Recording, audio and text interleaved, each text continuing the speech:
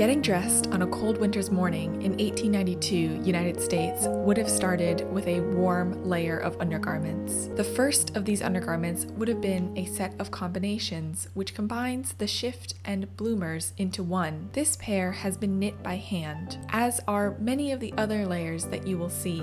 It is questionable how common it would have been for a woman of the time to wear so many hand-knit layers, but I decided to knit as many layers as possible. Stockings are absolutely essential. This pair is extra warm as it was made out of a fine wool. It is also made in the most popular color in the 1890s and has ribbed knitting all the way from the top to the bottom for a better fit. While garters would have been very popular to hold up stockings at the time, sometimes ribbons tied above the knee would have also been used. I didn't have any ribbon on hand, so I used some scrap fabric to keep my stockings up.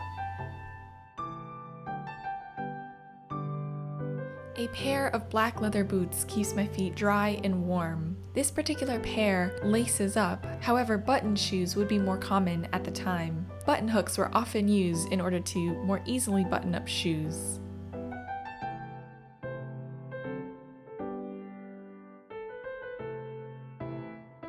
Corsets with a busk in the front, allowing it to unhook, would have been much more common at the time. This would also make it much easier to put on a corset by yourself rather than having to lace the entire piece behind your back. The corset is trimmed with hand-knit lace around the top and flossed at the tops and bottoms of the boning channels. This particular corset is too big for me now, so if I want to continue wearing 1890s ensembles, I probably need a slightly different size corset in the future.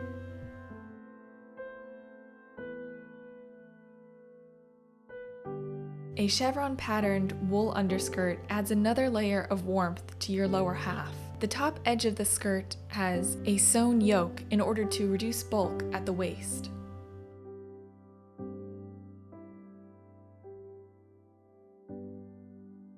On top of the wool underskirt, a bustle pad was added. In the 1890s, the bustle pads were nowhere near as large as that of the second bustle era in the 1880s, but many skirts benefited from some extra volume at the back.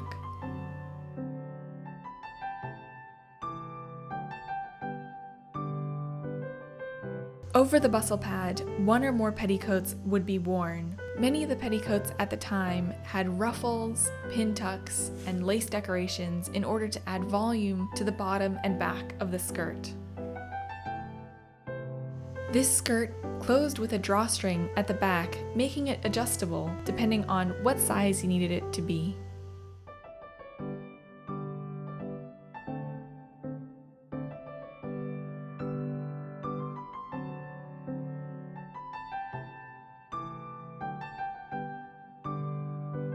The last layer of undergarments is a corset cover. This corset cover is less for warmth and more for silhouette. It actually hides the line of the corset, making it less visible on the outer layers. Unfortunately, on my corset cover, the last button has popped off and I haven't had a chance yet to fix it, but it still fulfills its purpose quite well, I think.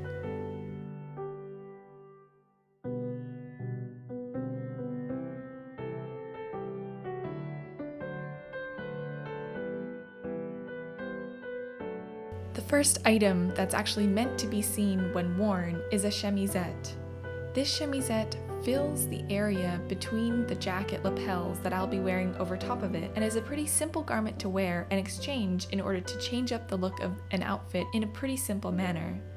It is made from silk and trimmed with hand-knit lace at the neckline.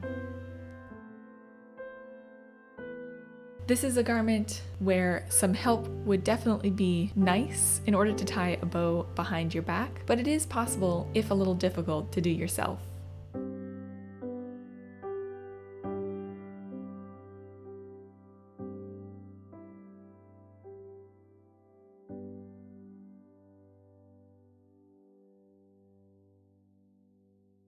This skirt is made out of wool for extra warmth when going out for winter walks.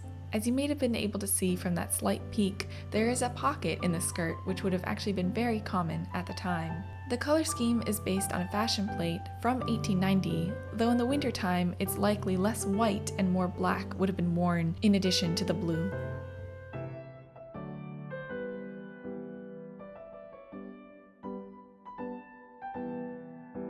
A matching wool jacket is worn on top of the chemisette.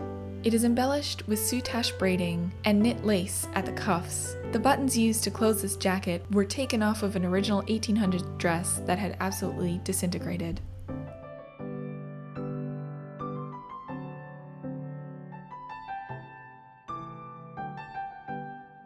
For a particularly cold day, extra outer layers could be worn. Capes were incredibly popular, and this one was hand knit and closes at the neck with a ribbon.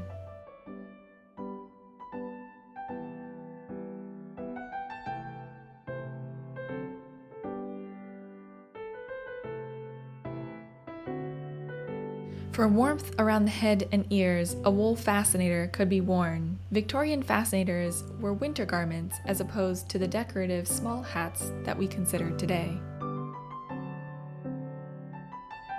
Lacy mittens kept your hands warm when out and about. These were also commonly hand knit, and many patterns exist in order to make your own.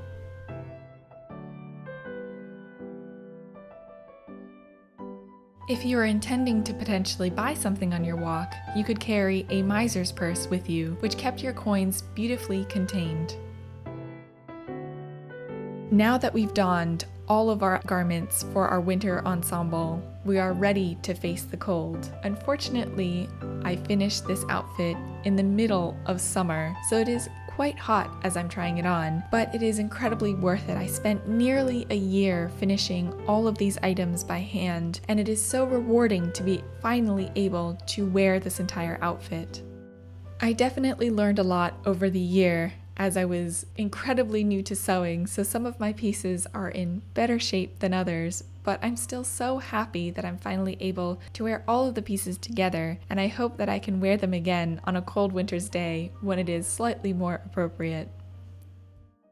I want to thank you all so much for joining me over this past year as I've been knitting and sewing this project. I really hope that you'll stick around because I have a lot more projects planned, and I'll be doing historical knitting from different eras or the same eras but a different style of outfit, and I really hope that I get to share those with you as well. Thank you again so much for joining me, and I'll see you next time.